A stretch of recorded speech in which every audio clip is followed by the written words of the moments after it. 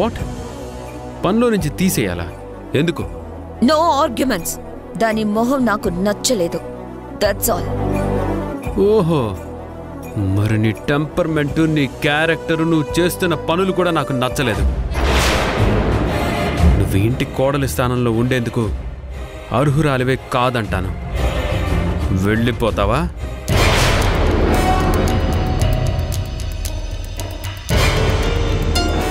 చూడు, పనోడైనా తనోడైనా just give and take respect.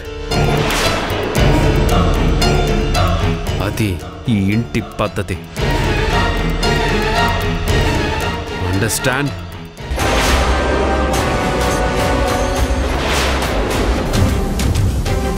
క్షమించమ్మా, ఏమనుకోకు. అయ్యో పర్లేదు బాబు.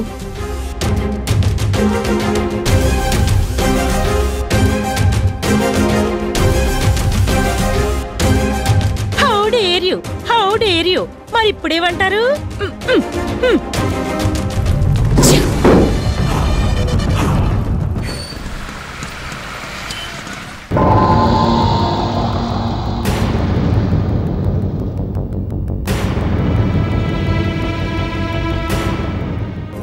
డాడ్, ఏం డాడ్ పర్సనల్ గా మాట్లాడాలి, అర్జెంట్ గా రమ్మని కాల్ చేసావు?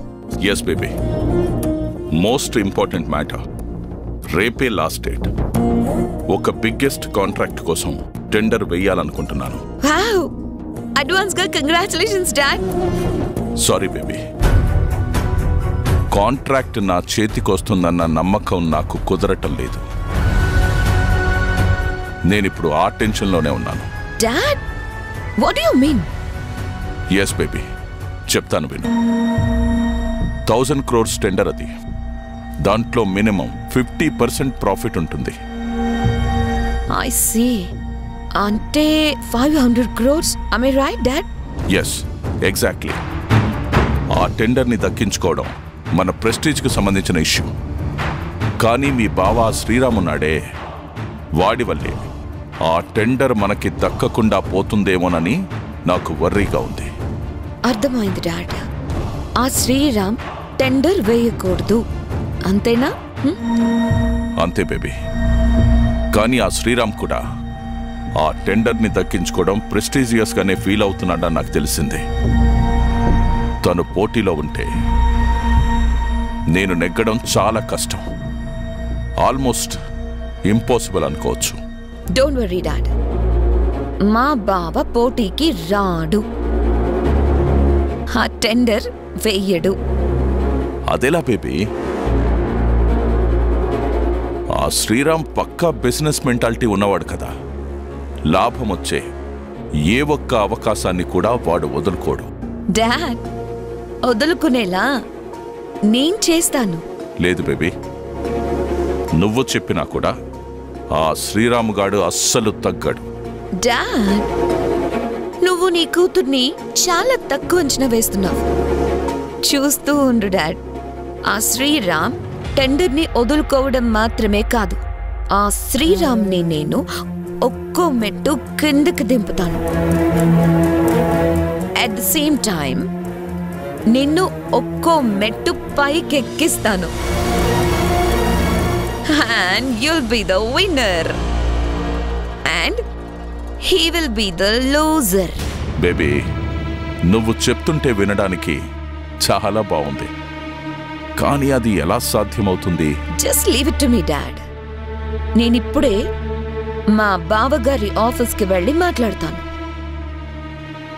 వెంటనే నీకు ఫోన్ చేసి గుడ్ న్యూస్ చెప్తాను. Bye dad. Bye baby.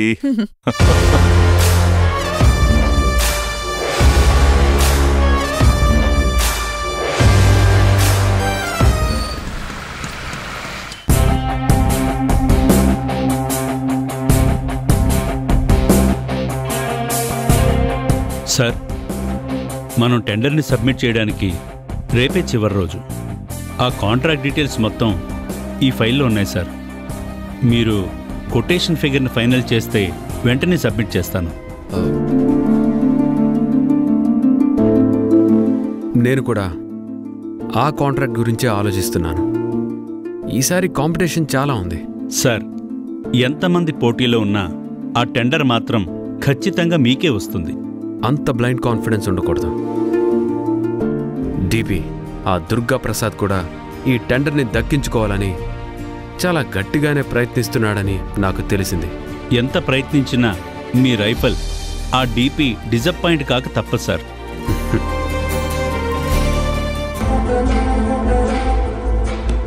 భాషా గారు, నేను మళ్ళీ పిలుస్తాను, మీరు వెళ్ళండి. అలాగే sir.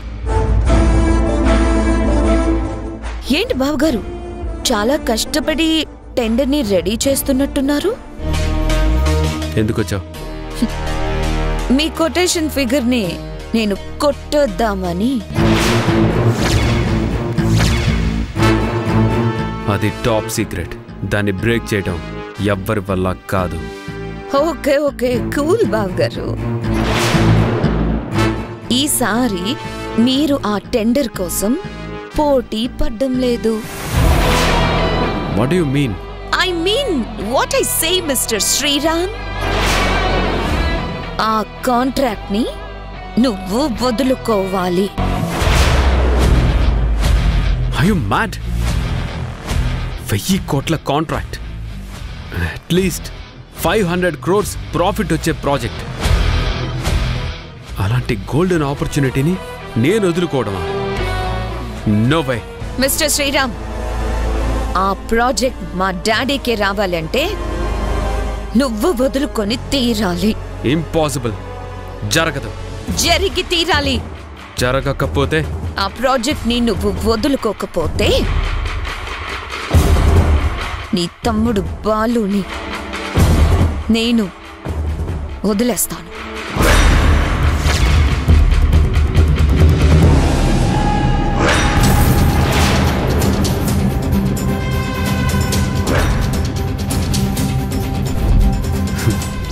Ceci, stop this blackmailing.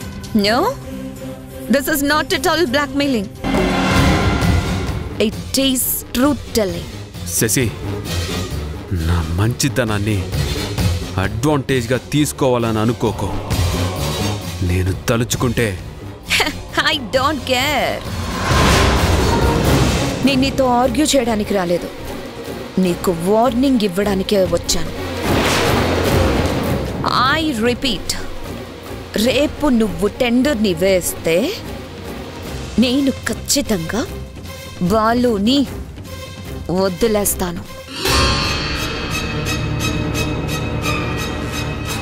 అంతేకాదు, నువ్వు నన్ను ప్రేమించి మోసం చేశావని, నా మీద మోజు తీరాక కావాలనే సీతని పెళ్లి చేసుకున్నావని ఇంట్లో అందరి ముందు చెప్పేస్తాను.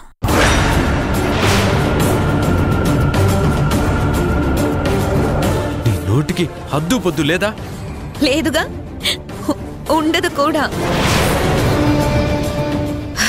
ఇన్నాళ్ళు దాచిపెట్టిన ఈ నిజాన్ని నేను బయట పెడితే ఒక్కసారిగా ఎంతమంది గుండెలాగిపోతాయో నువ్వే ఊహించుకో. You devil!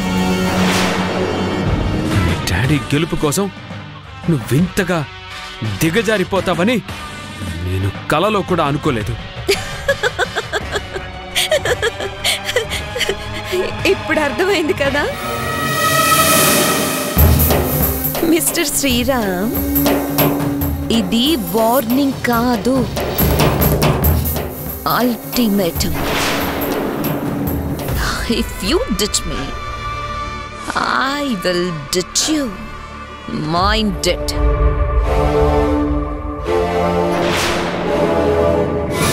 Oh!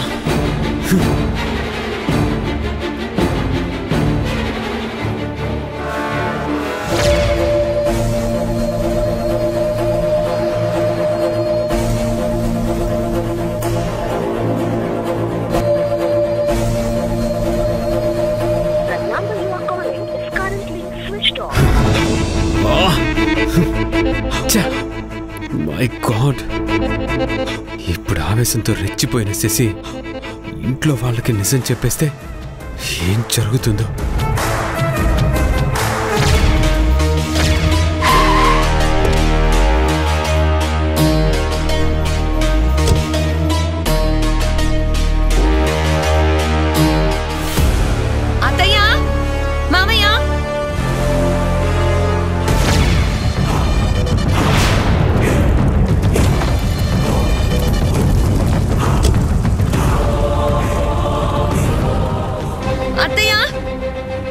అత్తయ్య అత్తయ్య వస్తున్నాను.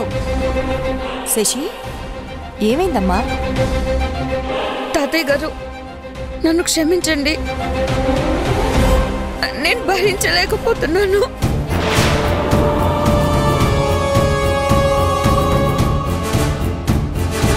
ఏంటమ్మా, ఏం భరించలేకపోతున్నావు?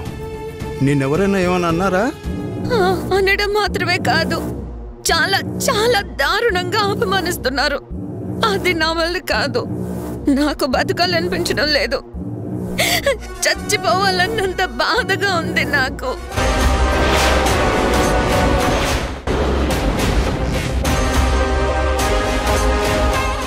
అమ్మ శశి, అలా మాట్లాడకు.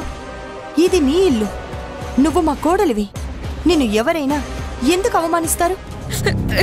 ఎందుకు అవమానిస్తారో అది వాళ్ళకే తెలియాలి. నేను సెల్ఫిష్ ఫెల్లో ఉన్నట్ట. మీ డబ్బుని ఆస్తిని చూసే మీ బాలుని బుట్టలో వేసుకుని పెళ్లి చేసుకున్నానట. అలా అన్నారా? చెప్పు శశి, ఎవరు నిన్నంత దారుణంగా అవమానించారు? వద్దు బాలు, వద్దు. ఆ పేరు చెప్పి ఈ ఇంట్లో పెద్ద గొడవ చేయాలనుకోవట్లేదు నేను.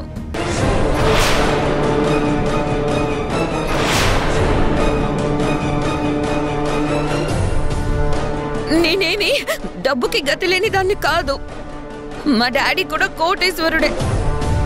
డబ్బులోనే పుట్టి డబ్బులోనే పెరిగాను.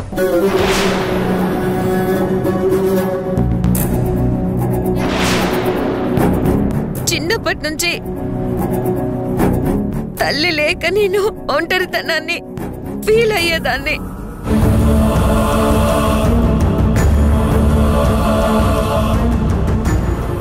మా డాడీ ఉన్నా ఎప్పుడు బిజినెస్ పనుల్లో బిజీగా ఉండేవారు.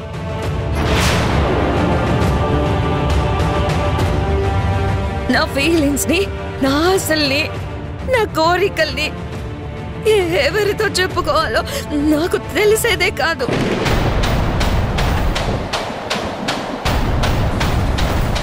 అలాంటి నాకు అమెరికా వెళ్ళినప్పుడు బాలు పరిచయం అయ్యాడు.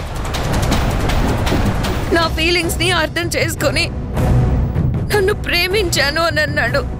అందుకే నేను కూడా తన ప్రేమని ఒప్పుకున్నాను.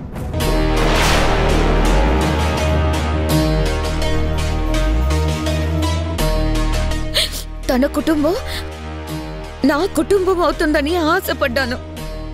అందుకే సంతోషంగా బాలుని పెళ్లి చేసుకున్నాను.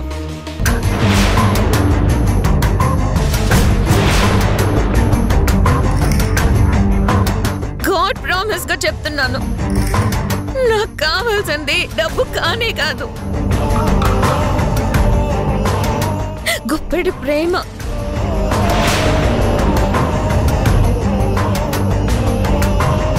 నన్ను ఆదరించే నా వాళ్ళ అభిమానం కావాలి. అదే నాకు దక్కనప్పుడు ఇంకా నేను ఎందుకు ఇక్కడ బ్రతకాలి, ఎందుకు ఉండాలి?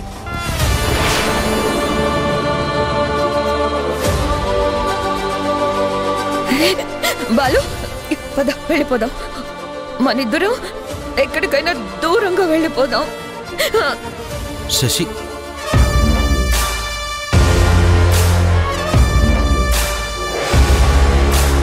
అమ్మా శశి, నువ్వు అలా బాధపడకమ్మా.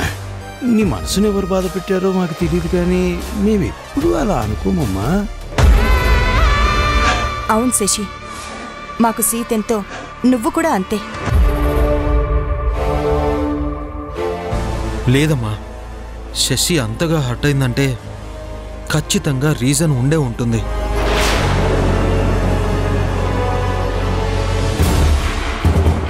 చెప్పు శశి, ఏంటా కారణం? ఎవరు నిన్ను అంతగా అవమానించారు? చెప్పు. వద్దక్క, నన్నేం అడగొద్దు. నేను కూడా నీలాగే ఆత్మాభిమానం ఉన్న ఆడదాన్నే.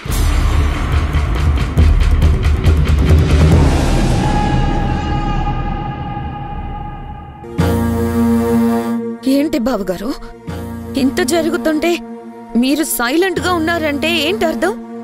చెప్పండి. మీరు కూడా నా విషయంలో అందరిలాగే అనుకుంటే నేను ఇప్పుడే సంతోషంగా వెళ్ళిపోతాను. ఈ జన్మలో మళ్ళీ నా మొహాన్ని మీకు చూపించను.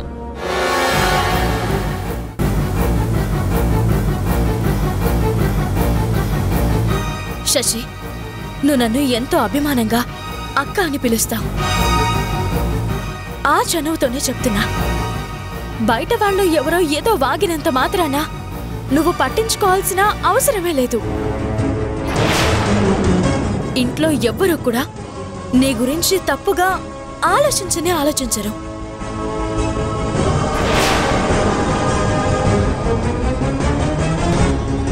అలాంటిది మీ బావగారు మాత్రం ఎందుకు తప్పుగా అనుకుంటారు?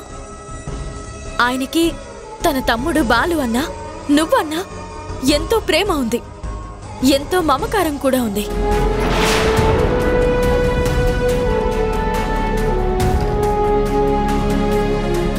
మీరు బాగుండాలనే ఆయన నేను ఎప్పుడూ కోరుకుంటా.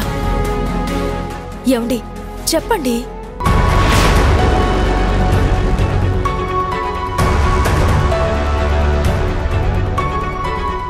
ఎవరు ఎక్కడికి వెళ్లాల్సిన అవసరం లేదు. ఇది మనిల్లు. ఈ అయోధ్య నిలయంలో ప్రేమాభిమానాలకి తప్ప అసూయ ద్వేషాలకి చోటు ఉండనే ఉండదు. ఇదొక్కటే నేను చెప్పదలుచుకున్నాను.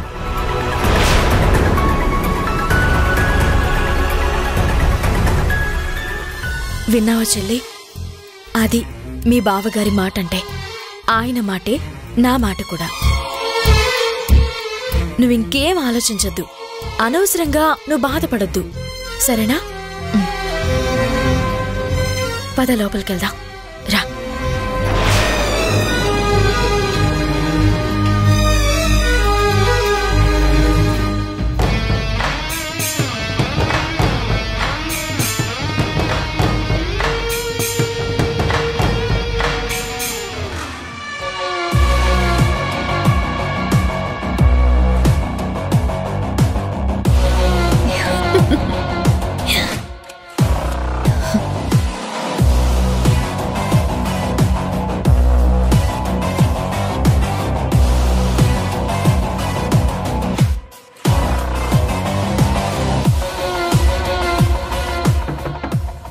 May I come in?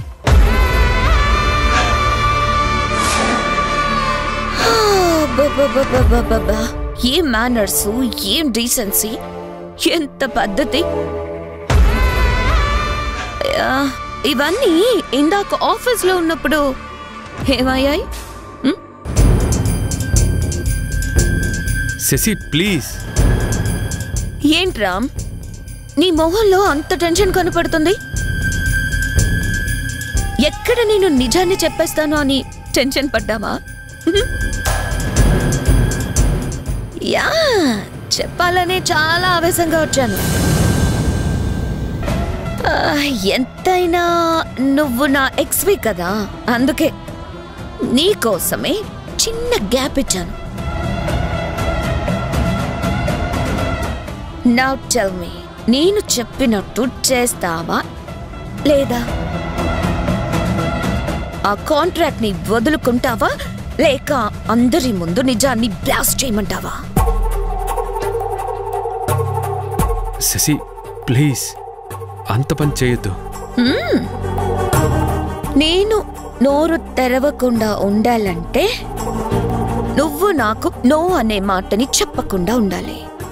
Come on, yes or no?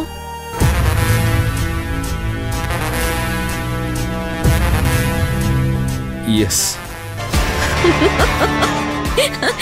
Good, very good. Always రాముడు మంచి బాలుడే. కీప్ ఇట్ అప్ బావ్ గారు. శశి, నువ్వు ఇంటి కోడలుగా ఉన్నంత వరకు నీతో నాకు ఎలాంటి ప్రాబ్లం లేదు. కానీ మన గతం పేరు చెప్పి మరోసారి నన్ను ఇలా కార్నర్ చేయాలని ప్రయత్నిస్తే మాత్రం బాగుండదు.